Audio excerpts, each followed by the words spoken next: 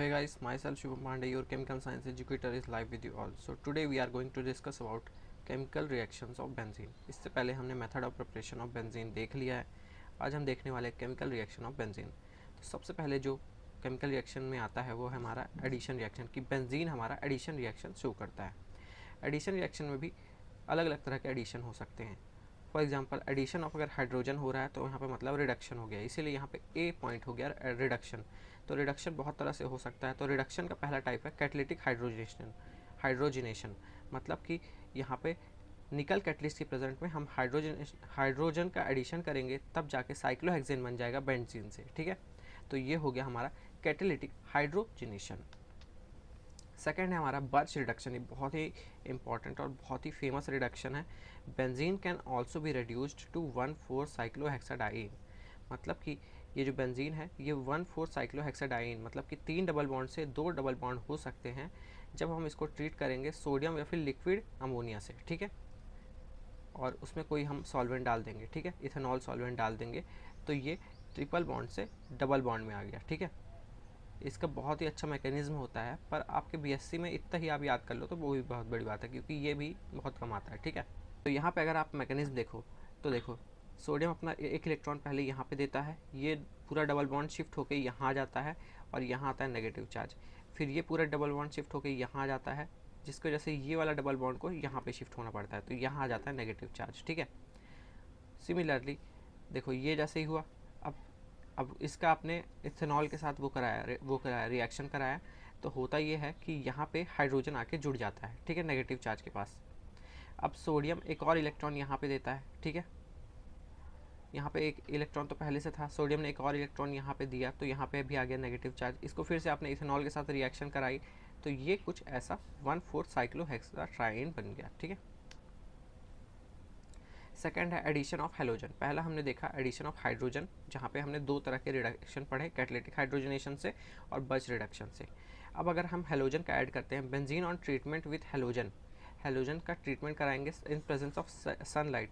ठीक है, तो उसमें फ्री रेडिकल इनिशिएटर होता है. देखो सनलाइट या फिर एच न्यू जहाँ पे भी लिखा हुआ है, मतलब वहाँ पे आपको फ्री रेडिकल देखने को मिल जाएगा. ठीक है, और वहाँ पे फ्री रेडिकल एडिशन होगा, जिसकी वजह से हमें बेंजील हेक्सा क्लोराइड या फिर BHC या फिर 666 मिलेगा. ठीक है, जहाँ पे एक बेंजीन के हर कार्बन में एक कार्बन पे हाइड्रोजन और दूसरे कार्बन और उसी कार्बन पे क्लोरीन होंगे हर कार्बन पे. ठीक है, यहाँ पे दूसरे तरह की हमारी जो रिएक्शन रहती है वो हमारी होती है ओजोनोलिसिस. ठीक है, या फिर ऑक्सीडेशन रिएक्शन, जिसमें पहला हमारा ऑक्सीडेशन रहता है ओजोनोलिसिस.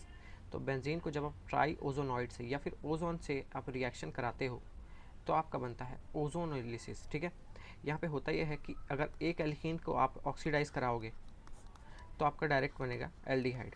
तो यहाँ पे देखो 3 एल्कीन है तो यहाँ पे 3 एल्डिहाइड बनेंगे, वो भी आपस में एक जुड़े रहेंगे. ठीक है, और यहाँ पे आपको एक ग्लाइऑक्सल का फॉर्म होगा. इसका पूरा मैकेनिज्म अभी आपको ज़रूरत नहीं है, आपको अगले साल जब आप वो पढ़ोगे एल्कोहल्स और फिनॉल्स पढ़ोगे तब मैं आपको ये बता दूंगा. ठीक है, बहुत ही इंपॉर्टेंट है, पर अभी आपके लिए इतना इंपॉर्टेंट नहीं है. एग्जाम में भी इतना नहीं पूछता आपके, अगर आप फर्स्ट ईयर में हो या फिर आप एरियंस का सिलेबस कंप्लीट कर रहे हो तो. ठीक है, उसके बाद बढ़ते हैं ऑक्सीडेशन अंडर ड्रास्टिक कंडीशन. तो आखिर इसका मतलब क्या है? ठीक है, ड्रास्टिक कंडीशन में ऑक्सीडेशन का क्या मतलब है? मतलब कि देखो ड्रास्टिक कंडीशन में रिंग टूट जाती है, रिंग में rupture to give carbon dioxide. Ring टूट के कार्बन डाइऑक्साइड देती है, वाटर देती है और कुछ इंटरमीडिएट देती है और एलिफेटिक कंपाउंड बना देती है. ठीक है, अलग से निकल जाते हैं. तो ये जैसे C6H6 मतलब हो जाता है बेंजीन. बेंजीन में जब आप 9 मोल्स ऑफ ऑक्सीजन को ऐड कराते हैं वो V2O5 के साथ, वो भी 500 डिग्री सेल्सियस, मतलब ये दोनों जो कंडीशन लग गई मतलब ड्रास्टिक कंडीशन है. तो होता ये है कि कार्बन डाइऑक्साइड निकल जाता है, वाटर निकल जाता है. ठीक है, और एक आपको रिंग टूट के कुछ अलग ही फॉर्मेशन कर देती है, मैलिक एनाइड्राइड बन जाएगा. अगर आप 2 मॉलिक्यूल ऑफ बेंजीन लोगे और एक ही मॉलिक्यूल ऑफ ऑक्सीजन लोगे, ठीक है, एक ही मॉलिक्यूल ऑफ वो लोगे ऑक्सीजन लोगे और हल्का सा टेम्परेचर कम कर दोगे लेकिन V2O5 रहेगा, तो आपका 2 मॉलिक्यूल ऑफ फिनॉल ही बनेगा. ठीक है, फिर उसके बाद होता है रिएक्शन विथ कंसनट्रेटेड HNO3. ठीक है, अब आपको अगर सीधा HNO3 से रिएक्ट कराते हो तो आपको क्रिनोलिन बनता है, लेकिन अगर आप कंसनट्रेटेड H2SO4 के साथ और HNO3 ऐड करते हो तब आपका बनता है नाइट्रिक एसिड, नाइट्रोबेंजीन. ठीक है, नाइट्रोबेंजीन बनता है. क्विनोन बनता है यहाँ पे आपका। कैसे बनता है, देखो ये जो पूरा है ऑक्सीडाइज हो जाता है, ये एंड भी पूरा ऑक्सीडाइज हो जाता है और बीच के डबल बॉन्ड बस रह जाते हैं, ठीक है। यहाँ पे आपको ये चीज़ ध्यान रखनी है कि HNO3 के साथ Ag2O2 लेना ही है। और कभी भी आप अगर बायोलॉजिकल ऑक्सीडेशन कराते हो बेंजीन का तो रिंग टूट जाती है और आपको म्यूकोनिक एसिड मिलता है, ठीक है। ये आपको याद करना पड़ेगा, इसका मैकेनिज्म नहीं है मेरे पास, ठीक है। उसके बाद आता है oxidation of benzene homologous. Benzene homologous मतलब क्या होता है, मतलब कि बेंजीन के ही पूरे स्ट्रक्चर रहता है, बस एक हाइड्रोजन की जगह कोई भी ग्रुप आके जुड़ जाता है। फॉर एग्जांपल यहाँ पे मिथाइल ग्रुप है, CH3 मतलब होता है मिथाइल ग्रुप, CH3CH2 मतलब होता है इथाइल ग्रुप, ठीक है। तो इसीलिए मिथाइल बेंजीन हो जाता है, ये इथाइल बेंजीन हो जाता है, ये बेंजाइल क्लोराइड हो जाता है। तो ये बेंजीन के होमोलोगस है, देख सकते हो। ये फिनॉल है यहाँ पे, क्योंकि हाइड्रोजन की जगह OH है। यहाँ पे एनिलीन है, एनिलीन किसको बोलते हैं, जिसमें हाइड्रोजन की जगह बेंजीन के 5 हाइड्रोजन तो वैसे ही रहते हैं और एक हाइड्रोजन की जगह NH2 आके जुड़ जाता है, ठीक है। नाइट्रोबेंजीन हो गया, ये जाइलिन हो गया। तो मतलब यही है कि होमोलोगस जैसे ये है टोल्यूइन, ठीक है। मिथाइल बेंजीन है, उसका ऑक्सीडेशन करोगे तो वो डायरेक्ट आपको एसिड दे देगा, CH3 से COOH दे देगा, बेंजोइक एसिड बना देगा।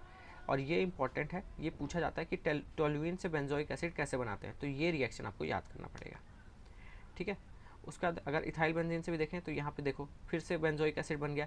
पर अगर दो ऑर्थोजाइलिन से करेंगे, मतलब कि दो जगह अगर CH3 लिखा है तो पहले एक जगह CH3 COOH आएगा, फिर अगर फिर से रिएक्शन कराएंगे HNO3 से तो दोनों जगह आएगा, ठीक है। इसको बोलते हैं ऑर्थोटोलुइक एसिड, इसको बोलते हैं थैलिक एसिड, P साइलेंट रहता है। उसके बाद बढ़ते हैं हम मिल्ड ऑक्सीडाइजिंग एजेंट। देखो टोल्यूइन से बेंजल्डिहाइड कैसे बनता है, CrO2Cl2, ठीक है। क्रोमियम क्लोराइड से अगर आप उसका रिएक्शन कराओगे तो यहाँ टोल्यूइन से CH3 रिप्लेस होकर CHO जुड़ जाएगा। उसका अगर रिएक्शन कराओगे तो देखो ये CH2 तो वैसे ही रहेगा, CH3 हट के CHO जुड़ जाएगा, बस इतना ही याद रखना है, ठीक है। उसके बाद बढ़ते हैं हम, ये हमारा नेम रिएक्शन में आता है ऑक्सीमर्क्यूरेशन रिएक्शन, जिसको हम मर्क्यूरेशन भी बोलते हैं। तो यहाँ पे कुछ करना नहीं है, देखो ये, ठीक है, ये इसके साथ निकल जाता है और बाकी आके जुड़ जाता है।